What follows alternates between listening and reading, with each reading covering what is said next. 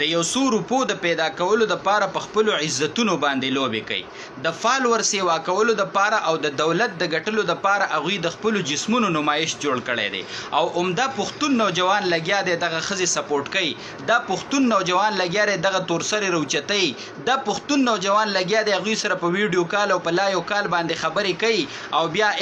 پښتون پلار خبر دی چې زما لور په سکه مبتلا ده پښتون خاون چې ځان ته پښتون وای هغه خبر دی چې زما بیبي په سکه مبتلا ده پښتون رور خبر دی چې زما خور په سکه مبتلا ده نو دا خبره زنه کوم جی دا د الله پیغمبر کوي چې د یوس به جنت ته داخل نشي صحابو ته تاسو کو چې د الله پیغمبر د یوس سوک دی نبی علیہ السلام او فرمایل دا هغه کس ته چې د کور والا د تور سره په بدکاری کې مبتلا ده او د تخپته د باوجود د اغه د نه منې کوي بے دبی دی ما پی خپکیګو بنا خونن اکثر پښتانه د الله د پیغمبر د ارشاد مطابق دوسان جوړ شوی دي د یوس جوړ شوی دي چې هغه خپل عزت اینی خپل تورسری اینی چې په خپل عزت باندې زماره تورسری لوبي کوي او باوجود د هغه په د پړې اچولې دی او مهاري دی وستلې دی غږ ورته نه کوي نو دا پښتون د یوس ته د ځان ته پښتون نه وای او د الله پیغمبر فرمایي چې دی به جنت ته نه داخليږي زما عزتمندو دا کم حل شروع دی دا کوم تباہی طرف ته نن خبره روانه د پښتون خزه د پښتون تورسری د پښتون لور د دې د لیدلو بچا تصور کولای شو دا خو په زرګونو پردو د نن باندې چې کم دی ناسته و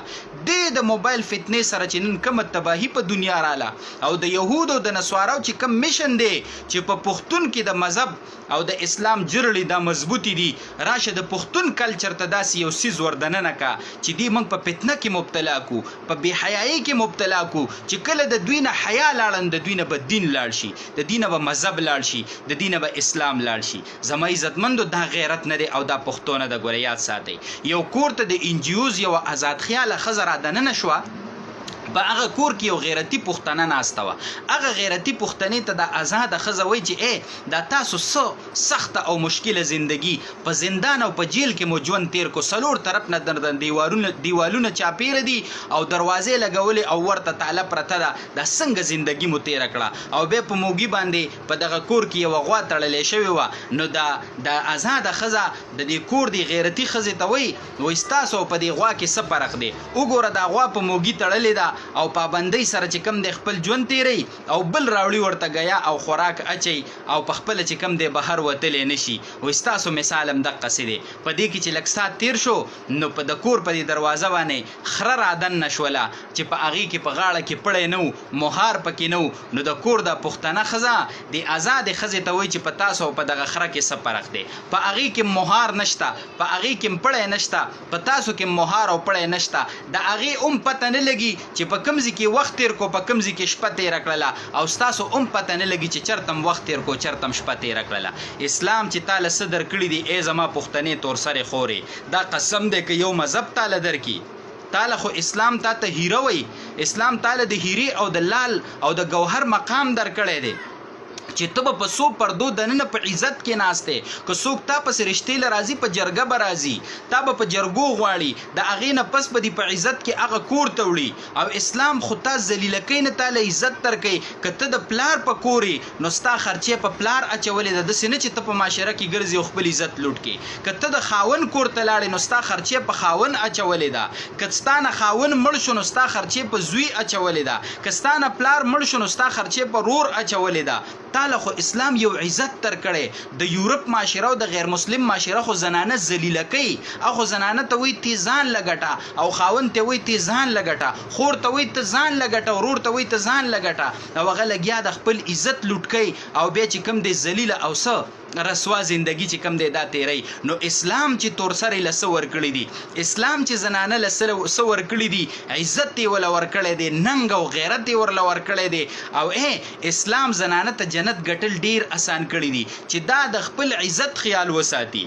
د خپل ناموس او د خپل عزت او د خپل بدن خیال وساتي او د خپل خاوند د حقوقو خیال وساتي نو دې ښځې ته د الله پیغمبر د جنت زیری ورکړی دی. دې ته خو جنت ګټل ډیر اسان کړی دي، د نارینه د پاره جنت ګټل ډیر مشکل دي او د زنانه د پاره جنت ګټل ډیر اسان ګرځولي. خو نن د افسوس خبره دا ده چې دی په خپل عزت څه شروع کړي، لوبي شروع کړي او پښتون صرف برای نام څه پاتې دی، پښتون پاتې دی. صرف په اجره کې دی برید تاو کې وایي زه پښتون یم.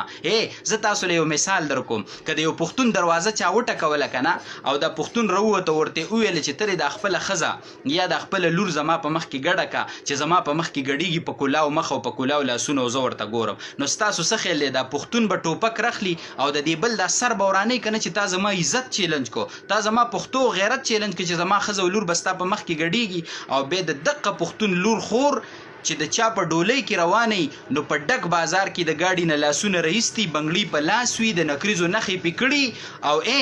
دقه پښتنه په ټول بازار کې ګډېږي او د ټول بازار خلک ورته ګوري. د دې پښتون غیرت بیا اوچت نه شو، د ټول بازار په مخ کې په کلاو مخ دا ګډېږي، چغې وایي صحیح شوله، د دې چغې خلک اوري، د دې مخ ته خلک ګوري، د دې لاسونه خلک ګوري او دا پښتون هم په دغه جنج کې ورسره روان دی، په دغه ډولۍ کې ورسره روان دی، خو د دې پښتون غیرت راوچت نه شو، په ده کې په دغه ځای کې پښتو راوچته نه شوه، په ده کې د اسلام او د مذهب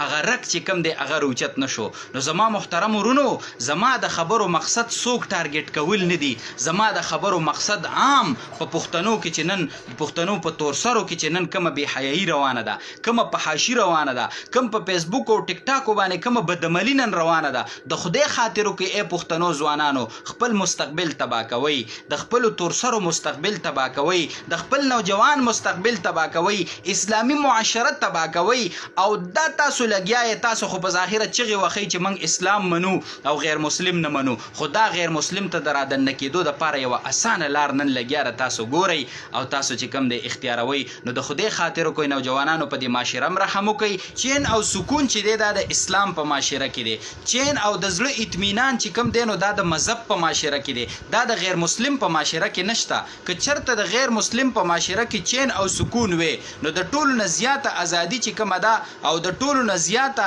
خودمختاري چې کومه ده نو دا د یورپ په معاشره کې ده. د سړي دپاره چې هغه وایي زه خودمختار یم او د ښځې دپاره چې هغه وایي زه خودمختار یم. د ټولو نه زیاته ازادي د یورپ په معاشره کې ده. د یورپ په معاشره کې ولې د خودکشۍ دپاره مرکزونه جوړ دي؟ د یورپ په معاشره کې ولې د خودکشۍ دپاره ځایونه جوړ دي؟ ای مسلمان وروره، ای پښتون وروره، ای په مذهب مین وروره، ته غیر مسلم ته په جواب کې دا ووایه وایي که ته ماله دا پیغور راکړې چې تا خپله ښځه په کور کې بنده کړې ده، تا خپله لور او تا خپله بیبي او تورسرې دا په کور کې پټه ساتلې ده او دا دې بنده کړې ده او دې له ازادي نه ورکې، نو تا چې ازادي ورکړې ده نو ستا په معاشره کې نن چین او سکون ولې نشته؟ تا چې ازادي ورکړې ده نو تا په خپل یورپ کې د خودکشۍ دپاره ځایونه ولې جوړ کړي دي؟ ستا په یورپي ممالکو کې د ټولو نه زیاته خودکشي ولې ده؟ زما په معاشره کې خو چې څوک زما په دې معاشره کې چې پوره اسلام او پوره مذهب پکې نشته چې څوک خودکشي وکړي نو دا ډېره ناشنا خبره ګڼل شوې لکه خودکشي کړې ده. او ستا د یورپ په معاشره کې خو خودکشي چې کم دی نو دا عام رواج جوړ شوی دی. نن چې هلته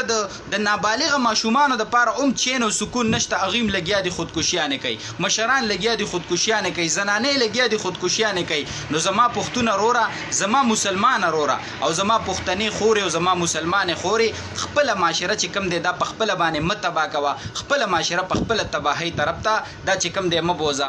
ای نوجوانانو تورسرو د خپل عزت او د حیا خیال وساتئ او ځان نه د جهنم خشاک مه جوړوئ. مهرباني به دا وي ملګرو چې دا پیغام څومره رسولی شئ نو پښتنو تورسرو ته او پښتون نوجوان ته ورسوئ.